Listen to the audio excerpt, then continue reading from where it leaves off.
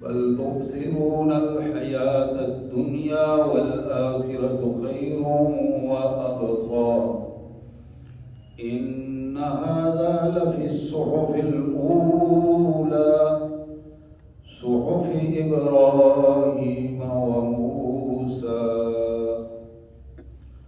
آمنت بالله صدق الله العظيم اللهم صل على سيدنا ومولانا محمد وعلى آل سيدنا ومولانا محمد وبارك وسلم اللهم صل على جميع الأنبياء والمرسلين وعلى الملائكة المقربين وعلى سائر الصحابة والتابعين وعلى عباد الله الصالحين۔ اللہ کے پاک کلام قرآن مجید میں یہ 30واں پارہ اور سورہ اعلیٰ کی آخری آیات ہیں جو میں نے آپ کے سامنے تلاوت کی ہیں۔ بڑی معروف آیات مبارکہ ہیں، اکثر آپ پڑھتے اور سنتے رہتے ہیں، لیکن بڑی اہم آیات ہیں آج کے ہمارے اس موضوع کے حوالے سے۔ اللہ فرماتے ہیں قد افلح من تزکا،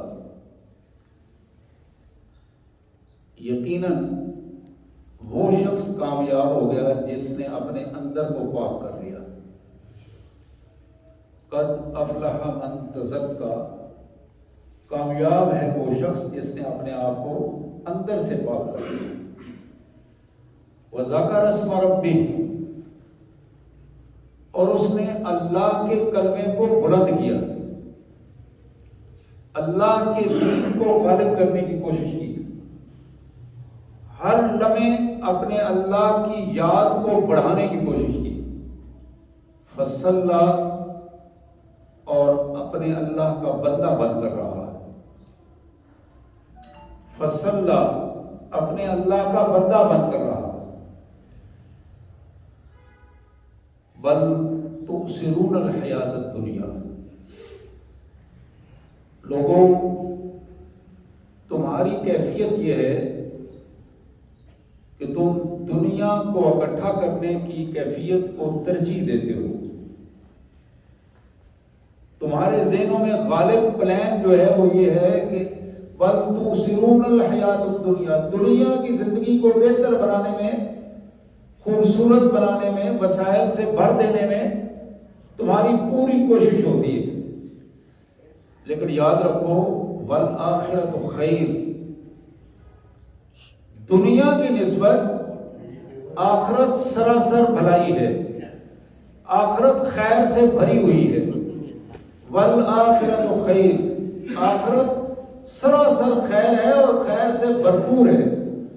وابقیٰ، اور ہمیشہ رہنے والی ہے۔ والآخرۃ خیر وابقیٰ، اور آخرت سراسر بھلائی ہے اور ہمیشہ رہنے والی ہے۔ ان ھذا لفی الصحف الاولی، یہ پیغام، اللہ فرماتے ہیں یہ پیغام جو ہم نے تمہیں دیا ہے، یہ پہلی ساری کتابوں میں یہ پیغام آ چکا ہے، سارے نبیوں کی وحی میں یہ پیغام آ چکا ہے۔ صحف ابراہیم، جو کتاب اور صحیفے جناب ابراہیم پر اترے تھے علیہ السلام، ان سب میں یہ پیغام موجود تھا۔ صحف موسیٰ، جو جناب موسیٰ علیہ السلام پر تورات اتری اور صحیفے اترے، ان سب صحیفوں میں بھی اور تورات میں بھی یہ پیغام موجود تھا۔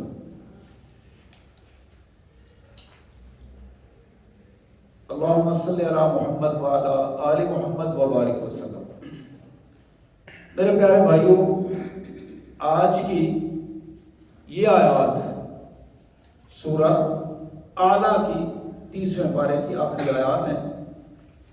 موقع ملے تو تفسیر کی کتابوں سے ان کو تھوڑا سا پڑھنے کی کوشش کریں، پوری سورہ اعلیٰ کو دیکھیں۔ سورہ اعلیٰ کا آغاز جو ہوتا ہے سبح اسم ربک الاعلیٰ،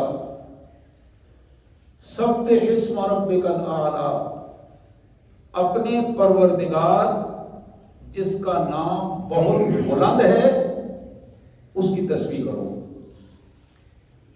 زبان سے بھی، کردار سے بھی، عمل سے بھی اس کی تسبیحات بیان کرو۔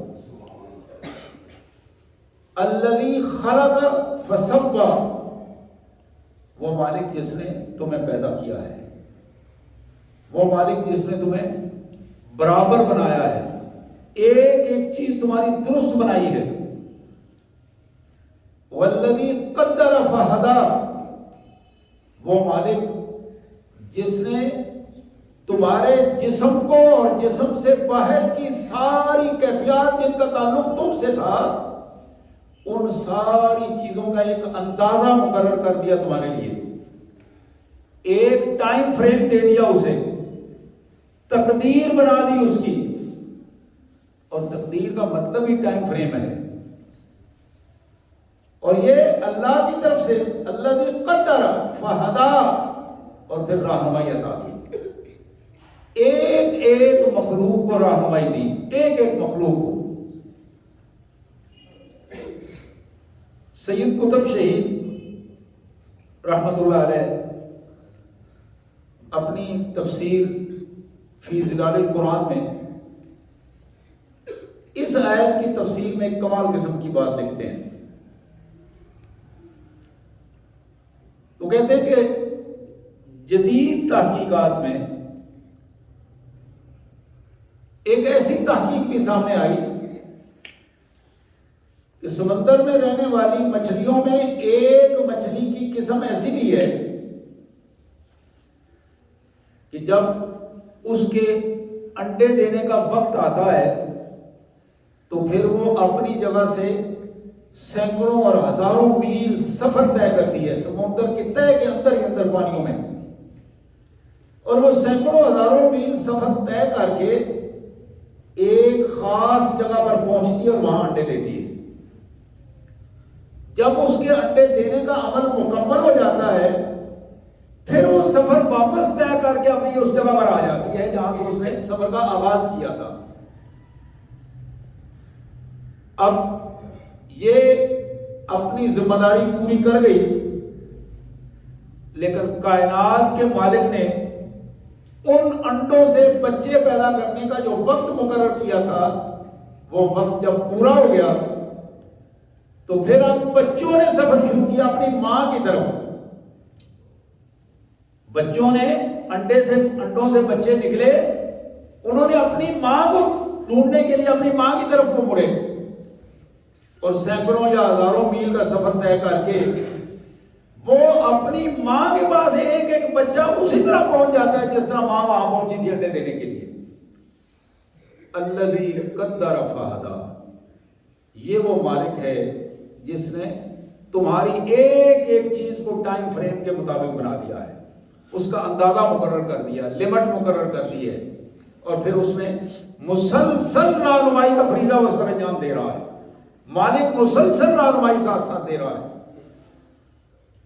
اور اس نے والذی اخرج المرعى، یہ جو تمہیں سبزہ نظر آ رہا ہے، یہ جو تمہیں کھیتیاں نظر آ رہی ہیں، یہ جو باغات نظر آ رہے ہیں، یہ جو فصلیں نظر آ رہی ہیں، یہ خالق کائنات کی دی ہوئی زمین میں اس نباتاتی شکل اور روئندگی ہے جس کو اللہ تبارک و تعالیٰ نے زمین کو وہ قوت عطا کی ہے جس میں پانی کی صلاحیت بھی موجود ہے، جس میں ہوا کی صلاحیت بھی موجود ہے، اور یہ ساری چیزیں مل کر ایک نعمت کے طور پر ہمارے لیے باغات اور فصلیں اور ان کے پھل اور وہ اناج اور غلے وہ چیزیں اگا کے لے آتی ہیں جس سے پھر جانور اور یہ ساری چیزیں پلتی ہیں اور کھاتے ہیں۔ تو پھر اس سارے معاملے کو کائنات کے مالک نے بیان کرتے ہوئے آخر میں بتایا کہ ایک آدمی ناشکرا ہے اور ایک شکر گزار ہے۔ شکر گزار آدمی جو ہے وہ اللہ تبارک و تعالیٰ کی نعمتوں کو جب استعمال کرتا ہے تو ایک ایک نعمت کو دیکھ کر استعمال کر کے اس کا شکر ادا کرتا ہے، اور بار بار اس کی زبان سے نکلتا ہے کہ یا اللہ تیرا شکر ہے، تیری مہربانی ہے، تیری عنایت ہے، اگر تو یہ نہ عطا کرتا تو میرے پاس کچھ نہ ہوتا، مجھے کچھ نہ ملتا۔ اللہ اپنے اس بندے کو زیادہ نوازتے ہیں جو جتنا شکر ادا کرتا ہے. لئن شکرتم لازیدنکم، یہ اللہ کا وعدہ ہے کہ تم جتنا زیادہ شکر ادا کرو گے اتنا زیادہ تمہیں عطا ہوگا. میرے پیارے بھائیوں، اسی کیفیت میں اللہ فرماتے ہیں کہ ایک وہ بندہ جو ناشکرا ہے، اللہ کا انعامات اس پر موجود ہیں، اللہ کا کھاتا ہے، اللہ نے اسے زندگی دی ہے، اللہ نے اسے صحت دی ہے، اللہ نے اسے وسائل دیے ہیں، ان ساری چیزوں کے ہونے کے باوجود ان کی نسبت وہ اپنی طرف کرتا ہے، اللہ کی طرف نہیں کرتا. یہ میں ہوں جس کو یہ سب کچھ میں نے خود لیا ہے، صحت بھی میری اپنی ہے اور مال بھی میرا اپنا ہے اور وسائل بھی میرے اپنے ہیں اور یہ سارا سلسلہ اس انداز میں. لیکن جب وہ کہیں آزمائش میں آ کر پکڑا جاتا ہے تو اس کی نسبت وہ اللہ کی طرف کرتا، وہ اپنی طرف نہیں کرتا. اپنی غلطیوں کی نسبت اللہ کی طرف کر دیتا ہے، نعوذ باللہ. بس یہ اللہ نے منظور سی، جو اللہ نے چاہا بس ہو گیا. تو یہ کیفیت قرآن مجید اس کو بڑے خوبصورت انداز میں ہمارے سامنے رکھتا ہے. سورہ فجر میں، سورہ فجر 30ویں پارے کی بڑی معروف سورہ ہے. فَأَمَّا الْإِنسَانُ إِذَا مَا ابْتَلَاهُ رَبُّهُ فَأَكْرَمَهُ وَنَعَمَهُ فَيَقُولُ رَبِّي أَكْرَمَنِ. بندہ جب اس کا رب اسے آزماتا ہے، آزما کر کیا کرتا ہے؟ اللہ اسے عزت دیتا ہے، اللہ اسے وسائل دیتا ہے، اچھی صحت دیتا ہے، اچھا ماحول دیتا ہے. جہاں جاتا ہے لوگ سلام کرتے ہیں، احترام کرتے ہیں، معاملات سارے اس کے ہاتھ میں محسوس ہوتے ہیں. عام جو معروف مثال ہے کہ وہ مٹی کو ہاتھ ڈالتا ہے سونا ہو جاتا. فَأَكْرَمَهُ وَنَعَمَهُ، عزت بھی دی اور اسے نعمتوں سے بھی بھرپور زندگی دی. وہ کیا کہتا ہے؟ فَيَقُولُ رَبِّي أَكْرَمَنِ. سبحان اللہ، میرے اللہ نے مجھے نعمتوں سے نوازا ہے، عزت دے دی ہے. ہر جگہ پر اللہ اللہ، سبحان اللہ، ماشاء اللہ. گھر کے اوپر بھی ماشاءاللہ لکھا ہوا ہے، ھذا من فضل ربی لکھا ہوا ہے، ماشاءاللہ لکھا ہوا ہے. گاڑیاں آ رہی ہیں اس میں بھی لکھا ہوا ہے. تو یہ زبانی کلامی وہ سارے معاملات اللہ کی طرف اس کی نسبت کر رہا ہے. فَيَقُولُ رَبِّي أَكْرَمَنِ.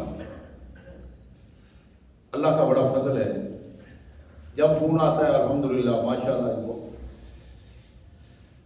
اب اس کا دوسرا پہلو قرآن کہتا ہے وَأَمَّا إِذَا مَا ابْتَلَاهُ رَبُّهُ فَقَدَرَ عَلَيْهِ رِزْقَهُ فَيَقُولُ رَبِّي أَهَانَنِ. اب جب اللہ تعالیٰ اس کو، اسی بندے کو دوسرے رنگ میں آزماتے ہیں، بظاہر عزت چھن جاتی ہے، لوگوں کو سلام کرتا ہے، کوئی سلام کا جواب ہی نہیں دیتا. وہی لوگ جو کبھی دور سے ہاتھ ہلا کر سلام کیا کرتے تھے وہ اب پوچھتے بھی نہیں ہیں، بات بھی نہیں سنتے.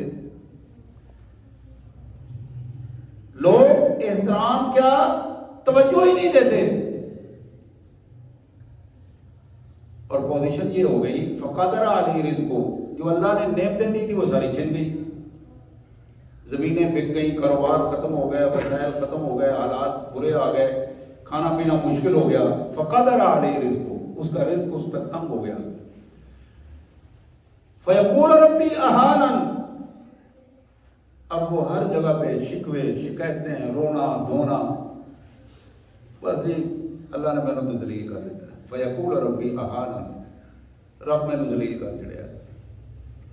اس قصور جو اس کا تھا ان سارے معاملات میں، اس کا جو اس کی جو بد کرداریاں تھیں، اس کی جو حرام خوریاں تھیں، حرام کاریاں تھیں، ان سب کی نسبت نتائج کے اعتبار سے اللہ کی طرف کر دیتا ہے. اس کا جواب اللہ دیتے ہیں کلا کلا، نہیں نہیں، جو تم سوچ رہے ہو وہ نہیں ہے. یہ تمہاری وجہ سے، یہ تمہاری وجہ سے، تمہارے لیے، ذرا غور کرو اس پر. کلا بل لا تکرمون الیتیم، تمہارا پہلا قصور یہ ہے کہ تم یتیم کا احترام نہیں کرتے ہو. تمہارا پہلا قصور یہ ہے کہ تم یتیم کا احترام نہیں کرتے ہو، یتیم کا مال کھا جاتے ہو، یتیم کو عزت نہیں دیتے ہو.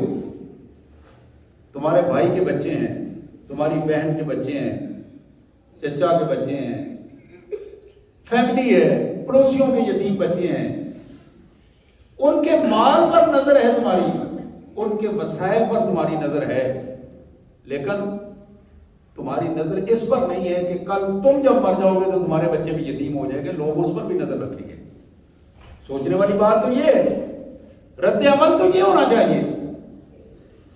کلا بل لا تکرمون الیتیم، تم یتیم کا احترام نہیں کرتے ہو، اس کے حقوق کا خیال نہیں رکھتے ہو.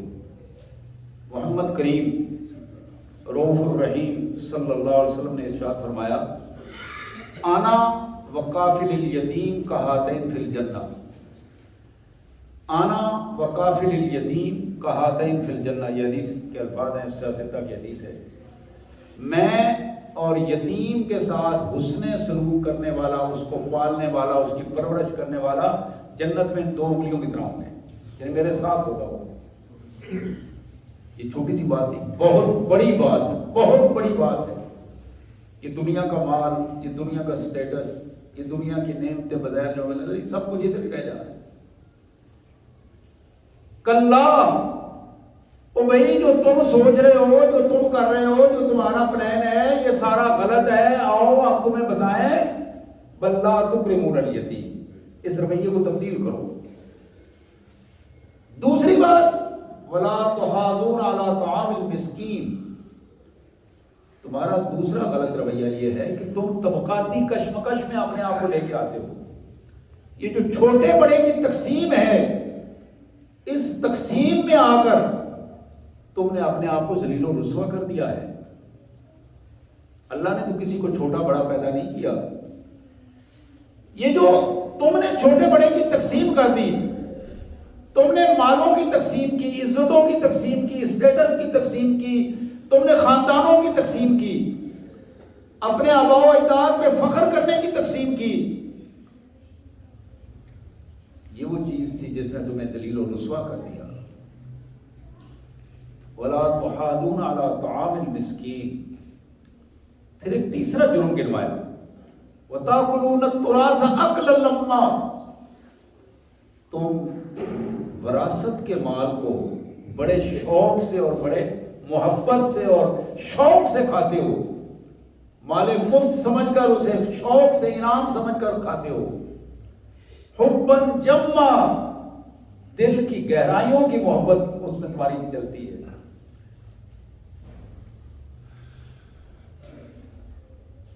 بھائی فوت ہو گیا، ذہن میں یہ آ رہا ہے کہ بھائی کے مال پر میرا بھی تو حق ہے، بچوں کا حق ہوگا، میرا بھی تو حق ہے، میں بھی تو ان کا بھائی ہوں، بڑا بھائی ہوں، چھوٹا بھائی ہوں. اب یہ ایسے جو خود ساختہ تصورات، شیطانی تصورات، خود ساختہ تصورات جو اندر آ جاتے ہیں، ان تصورات نے تباہی اور بربادی پھیلا دی. میرے پیارے بھائیوں،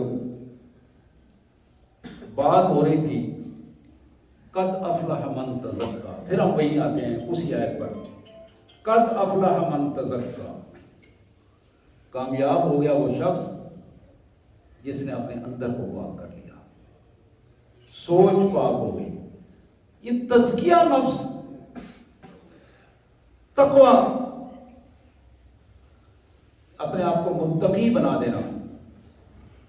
میرے پیارے بھائیوں، تزکیہ کا بنیادی جو اثرات ہیں وہ دل اور دماغ پر پڑتے ہیں کہ بندے کی سوچ پاک ہو جائے اور دل کے کیے ہوئے فیصلوں پر پاکیزگی نظر آئے. اس کو تزکیہ کی کیفیت کہتے ہیں. اور تقویٰ اس کے عملی اثرات ہوتے ہیں جو جسم پر پڑتے ہیں کہ نگاہ پاک ہو جائے، زبان پاک ہو جائے، کان پاک ہو جائیں، ہاتھ پاک ہو جائیں، شرمگاہ پاک ہو جائے. یہ تقویٰ کی علامات ہیں جو سامنے نظر آتی ہیں. قد افلح من تزکا وذکر اسم ربہ فصلی. اب اس کی زندگی کی جو پوزیشن ہے وہ پوزیشن کیا ہے؟ کس پوزیشن میں وہ شخص اپنے آپ کو لے کے آ رہا ہے؟ کس سطح پر اپنے آپ کو منوا رہا ہے؟ کیا زندگی میں اس کا مشن ایک ہی ہے کہ اس دنیا میں عزت حاصل کرنا، یا زندگی میں ایک مشن یہ ہے کہ میں اللہ کا بندہ ہوں، اللہ کے لیے جینا ہے، میرے معاملات میرے اللہ خود بخود درست فرمائیں گے؟ اب یہ ایک سوچ کا ایک فرق ہے، جو جتنا زیادہ خوبصورت بنتا چلا جاتا ہے اتنی زیادہ خوبصورت نتائج اور اتنے زیادہ خوبصورت رزلٹ جو ہیں اسے ملنا شروع ہو جاتے ہیں. محمد کریم صلی اللہ علیہ وآلہ وسلم کا ارشاد گرامی ہے، مسلم شریف کی یہ حدیث جناب ابو ہریرہ کی روایت. اللہ کے رسول فرماتے ہیں کہ المسلم اخو المسلم، المسلم اخو المسلم، مسلمان مسلمان کا بھائی ہے، مسلمان مسلمان کا بھائی ہے. مسلمان بہن دوسری کی بہن ہے. بھائی کو بھائی کا خیال رکھنا ہے اور بہنوں کو اپنی بہنوں کا بھی خیال رکھنا ہے. لا یظلمہ ولا یخذلہ ولا یحقرہ، تین الفاظ جملے ارشاد فرمائے. مسلمان مسلمان کا بھائی ہے، وہ اپنے بھائی پر ظلم نہیں کرتا، ظلم نہیں کرتا. ظلم کیا چیز ہے؟ جو حق اس کا نہیں بنتا وہ اپنے بھائی کی چیز نہیں لیتا. اپنے بھائی کا جو حق ہے اس کو وہ خود نہیں مارتا، بلکہ یہ بندہ تو وہ ہے جو اپنے حق کو بھی چھوڑنے کے لیے اپنے بھائی کے لیے تیار ہو جاتا ہے. بعض اوقات ایسی پوزیشن بھی آتی ہے، ورنہ کم از کم وہ اس سطح پہ ضرور ہوتا ہے. ظلم کا مطلب یہ ہوتا ہے دوسرے کا حق کھانا، دوسرے کے حق پہ قبضہ کر لینا. جو چیز آپ کی نہیں ہے، جو چیز آپ کی نہیں ہے اس پر آپ قبضہ کر لیں، اس پر اپنا استحقاق جتائیں، اس پر یہ کہیں کہ یہ میری چیز ہے اور میں حاصل کرنا چاہتا ہوں. یہ پہلو بڑا اہم پہلو ہے. لا یظلمہ، مسلمان مسلمان کا بھائی ہے اور وہ اپنے بھائی پر ظلم نہیں کرتا. ولا یخذلہ، اس سے اگلا جملہ بڑا اہم ہے، وہ اپنے بھائی کو ذلیل و رسوا نہیں کرتا، ظلم نہیں کرتا اور ذلیل و رسوا نہیں کرتا، لوگوں کے سامنے بے عزت نہیں ہونے دیتا. ایک ہے خود بے عزت نہیں کرتا. اب بھائی کو بے عزت کرنا یہ تو بڑا عجیب سا سوال ہے. یہ کہنے میں بھی بڑا عجیب ہے، بھائی اور پھر اس کو بے عزت کرنا.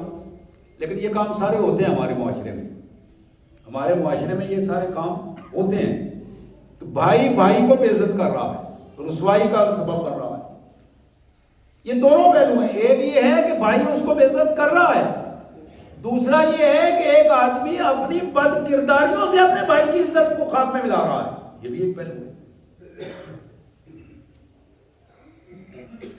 اپنا جو اس کا معزز بھائی ہے، نیک بھائی ہے، اچھا بھائی ہے، بڑا بھائی ہے، چھوٹا بھائی ہے، تو ایک دوسرا بھائی اپنی بد کرداریوں کی وجہ سے، اپنی حرام خوریوں کی وجہ سے، گندی سوچ کی وجہ سے اپنے بھائی کے لیے ذلت و رسوائی کا سبب بن رہا ہے. تو یہ دونوں پہلو، لا یظلمہ، اپنے بھائی پر وہ ظلم نہیں کرتا، ولا یخذلہ، اپنے بھائی کو وہ ذلیل و رسوا نہیں ہونے دیتا. نہ خود اسے ذلیل کرتا ہے، نہ خود اسے بے عزت کرتا ہے، نہ دوسرے کے سے بھی بے عزت نہیں ہونے دیتا. اس کی عزت کا محافظ ہوتا ہے. ولا یحقرہ، اور اسے اپنے سے حقیر بھی نہیں سمجھتا، احساس بھی نہیں دلاتا کہ تم مجھ سے چھوٹے ہو، حقیر نہیں سمجھتا، ایک قوت احساس پیدا نہیں ہونے دیتا. ایک دوسری حدیث میں یہاں الفاظ آتے ہیں ولا یسلمہ، وہ دوسرے کے حوالے بھی نہیں کرتا اپنے بھائی کو کہ اس پر وہ ظلم کرے، دوسرے کے حوالے بھی نہیں کرتا کہ میں تو نہیں کروں گا لیکن تم اس کے ساتھ جو کرنا چاہتے ہو کر لو۔ یہ بظاہر باتیں بڑی سادہ سادہ باتیں معلوم ہوتی ہیں، لیکن میرے پیارے بھائیوں یہ رسول اللہ کے الفاظ ہیرے ہیں۔ یقین کیجئے معاشرے کو چننے میں، معاشرے کو بنانے میں، معاشرے کی ترتیب دینے میں یہ ایک ایک لفظ ہیرے کا کام کرتا ہے۔ اور پھر اللہ کے رسول صلی اللہ علیہ وسلم نے اشارہ کیا التقوی ہاؤنا یشیر الی صدرہ، اپنے دل کی طرف، سینے کی طرف اشارہ کرتے ہوئے فرمایا التقوی ہاؤنا، او خدا کے بندو اپنے اس دل کو پاک کرو، اس یہاں پاکیزگی لاؤ۔ فیصلے تمہارے دل کرتا ہے، فیصلہ تمہارا دل کرتا ہے، خیالات کی پرورش تمہارے دماغ میں ہوتی ہے، تو دماغ کو پاک کرو، اپنے دل کو پاک کرو۔ اور پھر آخری جملہ جو آپ نے ارشاد فرمایا، بلکہ دو جملے ارشاد فرمائے، بڑے کمال جملے ہیں، اس پہ غور کیجئے۔ آپ نے فرمایا بِحَسْبِ اِمْرٍ مِنَ الشَّرِّ أَن يَحْقِرَ أَخَاهُ، ایک آدمی کے شریر ہونے کے لیے اتنا ہی کافی ہے کہ وہ اپنے کسی بھائی کو اپنے سے حقیر سمجھنا شروع کر دے۔ یعنی شر کا یہ نقطہ عروج ہے، بدترین ہے وہ انسان، اس کے بدترین ہونے کے لیے اتنا کافی ہے کہ اپنے ایک مسلمان بھائی کو وہ اپنے سے کم تر سمجھتے ہوئے اسے حقیر سمجھنا شروع کر دے، بلانے میں اسے حقارت سے بلائے، دیکھنے میں اسے حقارت سے دیکھے، بٹھانے میں اسے حقارت سے بٹھائے۔ میرے بھائیوں یہ رویے ہیں جو ہمارے عام معاشرے میں ہیں، عام حالات میں۔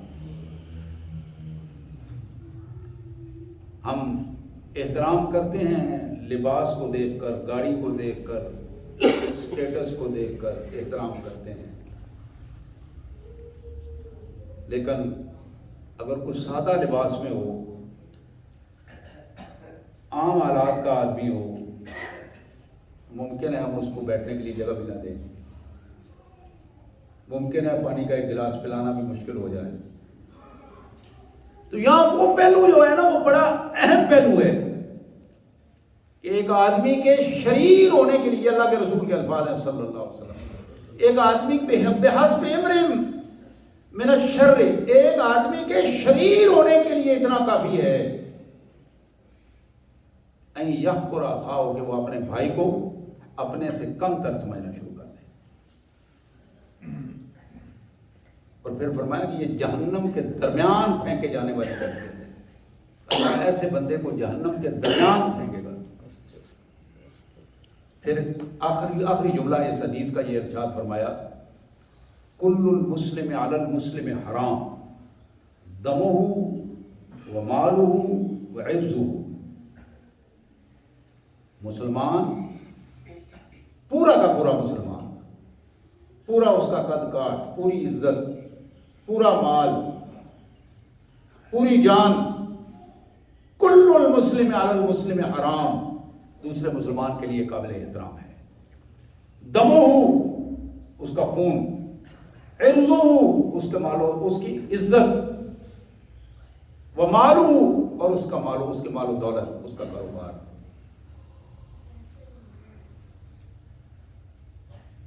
جو سچا مسلمان بھائی ہے وہ مسلمان کی اچھی صحت کو دیکھ کر اس کو دعا دیتا ہے، دعا دیتا ہے الحمدللہ ماشاءاللہ، اللہ تعالیٰ اور اچھی صحت عطا فرمائے۔ مسلمان بھائی کو اچھے کپڑے پہنے ہوئے دعا دیتا ہے، اچھے وسائل دیکھ کر دعا دیتا ہے، اور جو دوسرے بھائی کے اچھے وسائل، اچھے معاملات دیکھ کر، اچھا کھاتا پیتا دیکھ کر جلنا شروع ہو جائے، یہ وہ شخص ہے جو شریر کا کردار ادا کر رہا ہے، جو حسد کا کردار ادا کر رہا ہے۔ یہ جو حاسد ہے یہ ذلت اور رسوائی کا نمونہ بنا دیتا ہے اپنے آپ کو۔ تو اللہ کے رسول صلی اللہ علیہ وسلم نے فرمایا مسلمان دوسرے مسلمان بھائی کے مال کا، عزت کا اور خون کا، اس کی جان کا محافظ ہوتا ہے۔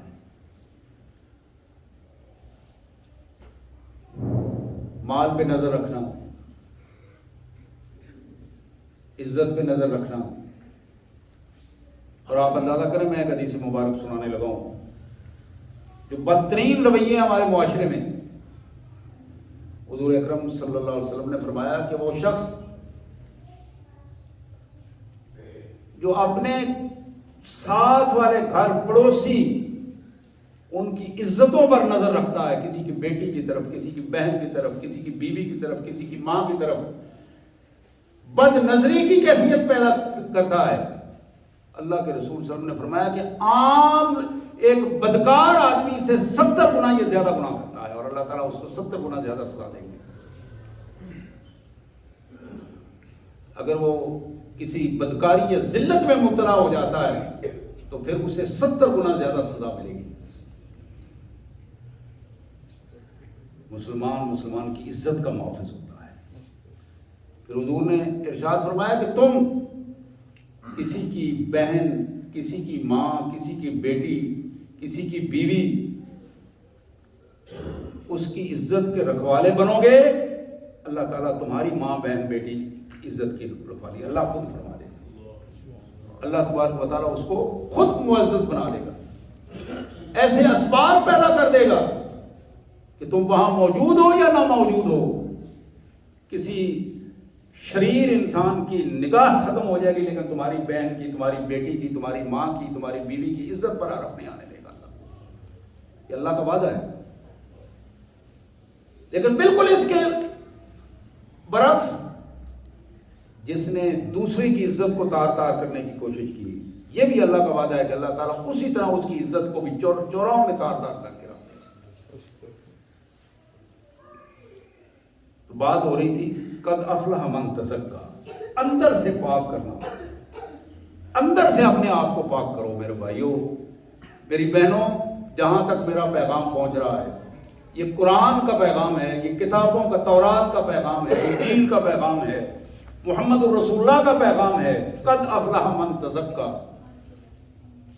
یہ باہر کے شوشا کی کیفیت نہیں ہے، یہ باہر دیکھنے دکھانے کی کیفیت نہیں ہے۔ اندر کو پاک کر لو۔ کوئی کچھ کہے، آج ہمارا سب سے بڑا پرابلم یہ ہے، لوگ کیا کہیں گے، لوگ کیا کہیں گے، یہ ہم کام کریں گے تو لوگ اس پہ کیا کہیں گے، کھانے میں یہ نہیں ہوگا تو لوگ کیا کہیں گے، یہ 4 کھانے ہیں 5واں نہیں ہوگا تو لوگ کیا کہیں گے، یہ ڈیکوریشن پراپر نہیں ہے تو لوگ کیا کہیں گے، میرے کپڑوں کا ایڈجسٹمنٹ ٹھیک نہیں ہے، یہ کلر ٹھیک نہیں ہے، اس کے اوپر ویسٹ کوٹ کا کلر ٹھیک نہیں ہے، لوگ کیا کہیں گے۔ بھائی لوگوں نے نہیں کہنا ہے، تم جو مرضی کرتے رہو، اس لیے کہ وہ لوگ نہیں کہہ رہے، وہ ان کو پیچھے دینے والا شیطان کہہ رہا ہے، کیونکہ ان کا تعلق، جو یہ کرتے ہیں ان کا تعلق شیطنت سے ہے، تو شیطان ہمیشہ ان کے سامنے کوئی نہ کوئی چیز نکال کے رکھ دے گا۔ لیکن جو شیطان سے پناہ مانگتے ہیں، اپنے اللہ کے حضور، اپنے اللہ کے بندے بن کر رہتے ہیں، وَذَكَرَ اسْمَ رَبِّهِ فَصَلَّى، اللہ کے دین کے ساتھ جڑ جاتے ہیں، اللہ کے کلمے کو بلند کرنے کے لیے جڑ جاتے ہیں، اپنا مال، عزت، اپنی جان اللہ کے دین کے لیے قربان کرنے کے لیے تیار رہتے ہیں۔ یہ وہ لوگ ہیں جن کو اللہ تبارک و تعالیٰ اس دنیا میں بھی خیر اور آخرت میں بھی خیر کا انعام عطا فرماتے ہیں۔ لیکن جو لوگ اس دنیا میں رہ کر دنیا کے ہو کر رہ جاتے ہیں، بل تؤثرون الحیات الدنیا، دنیا کے ہو کر رہ جاتے ہیں، تو پھر اللہ تعالیٰ ان کو دنیا کے حوالے کر دیتے ہیں۔ میرے پیارے بھائیوں، پوری کوشش کرو کہ دنیا کے چند لمحے جو ہمیں ملے ہیں وہ اپنے اللہ کی فرما برداری میں گزریں، اللہ کے ساتھ مخلص ہو کر گزریں، اللہ کے دین کے ساتھ مخلص ہو کر گزریں۔ یہ زندگی ختم ہونے والی ہے، اسے ختم ہونا ہے، آج ختم ہو جائے یا کل ختم ہو جائے، یہ ختم ہونے والی زندگی ہمیں اس کو امر بنانا ہے، اور امر اسی صورت میں بن سکتا ہے وَذَكَرَ اسْمَ رَبِّهِ فَصَلَّى، بندہ رب کا بندہ بن جائے، مفادات سے نکل آئے، تعصبات سے نکل آئے، تحفظات سے نکل آئے۔ اللہ ہمیں اس کی توفیق عطا فرمائے۔ وآخر دعوانا الحمدللہ رب العالمین۔